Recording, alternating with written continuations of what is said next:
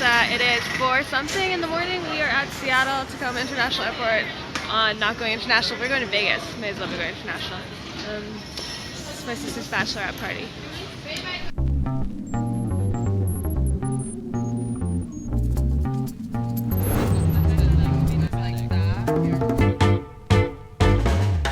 Alright guys, the key to a good life is, on the rare occasion, as a kiter, that you do something that you're willing to spend money on, just go all in. Just, you know, sometimes it's not that big of a difference to go from like pretty good to like pretty epic. So, here we are in Vegas, 34th floor. We made it. Yes!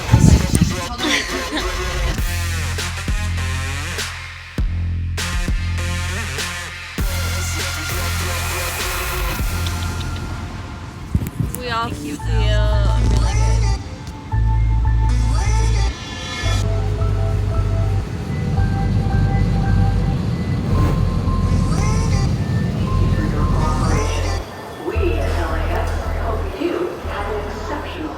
It's been a pretty exhausting week. I'm in LA today. Flew from Las Vegas to Seattle for 1 night of recovery. Now we're back in LA and on the go, and headed to see my friend Kara from the flight attendant life.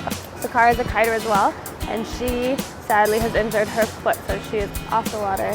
Let's go check in. All right, so I am here with a very good friend of mine, Kara Mulder, and she is a blogger, a kiter, and the author of The Flight Attendant Life. So we're gonna chat with Kara, because Kara is one of my favorite people in the world, and a few things you might want to know, and I want to know, is Kara, what got you into kiteboarding?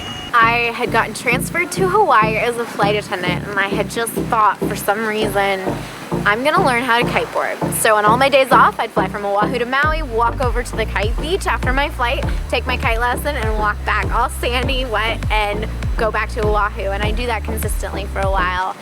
It wasn't until a couple of years later, because I gave up the sport for a little bit after being transferred, that I picked it up again. And that's actually when I met Crystal in the Dominican Republic. And from that point on, I would kite anytime that I could, and I would make every chance that I could to go kite, and it's changed my life. It's the best sport because of who you meet and being outside and enjoying travel in a different way. So as someone that's traveling and kiteboarding, what's your favorite thing about it?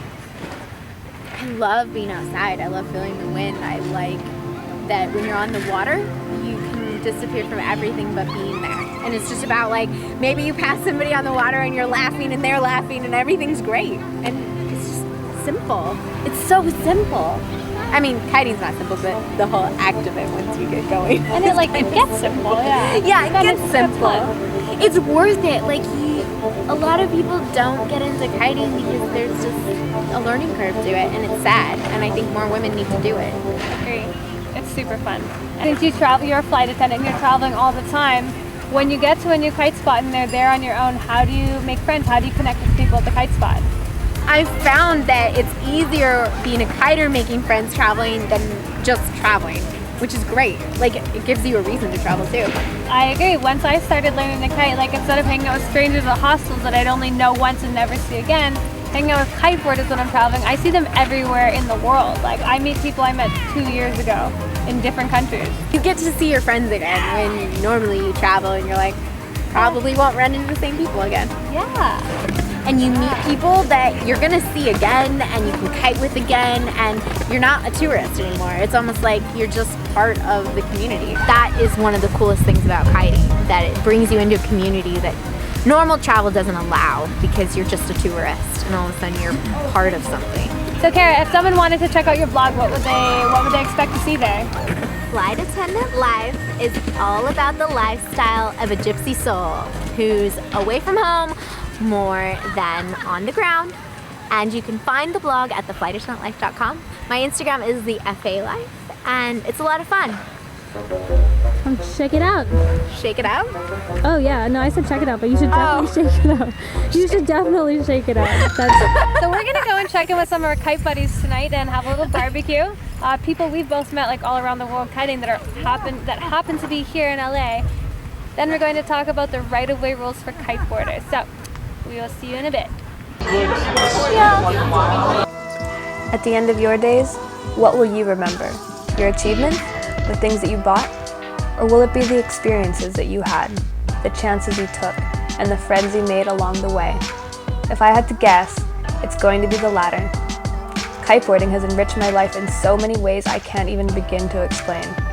No doubt, LA would have been a different experience for me if not for the friends I've made through this crazy sport. The next morning, I woke up and said my goodbyes to Kara. It's time to hit the road yet again for another adventure. Thank you for your cooperation. We at LAX hope you have an exceptional So I'm at LAX right now, still alive. It was a whirlwind 36-hour trip, but it was awesome to catch up with Kara and some kiter buddies here in LA. And now I'm on my way to Miami. Thought I'd squeeze in a bit of time to tell you about the right-of-way rules for kiteboarding. So before we get into the actual rules, just a quick reminder that as in driving, it is actually always your responsibility to avoid a collision. So even if you may have the right-of-way, you cannot take it. It must be given to you. So be cautious, be aware of the other riders on the water, know the rules, but don't assume the people around you do as well. Now, the simplest and easiest rule to remember is that the rider on the starboard tack always has the right of way, and the starboard tack is when your right hand is forward. The port tack is when your left hand is forward. Now, there's a couple things that will affect this, like, for example, if you're on the water with a slower moving watercraft, like a sailboat or even a windsurfer, you have to yield to them regardless of what tack you're on. Right-of-way rules for kiting are actually pretty similar to sailing, and port and starboard tack come into play. Now, a couple other terms you may or may not have heard are windward and leeward. So windward is closer to the source of wind or upwind, and leeward is further down from the source of the wind or downwind. So when it comes to windward and leeward, the kiter on the windward tack should yield right-of-way to the kiter on the leeward tack. Upwind rider yields to downwind rider. When you're on the water with people that aren't too aware of right-of-way conditions like what port and starboard tack is, you can signal to the other rider that you're planning on passing upwind by keeping your kite high, or planning on passing downwind by keeping your kite low. Keep an eye on the other rider and follow their suit. As always, it's your responsibility to avoid any type of crash or collision, because regardless of who's supposed to have right-of-way, no one really wants their kites tangled and is swimming to the beach.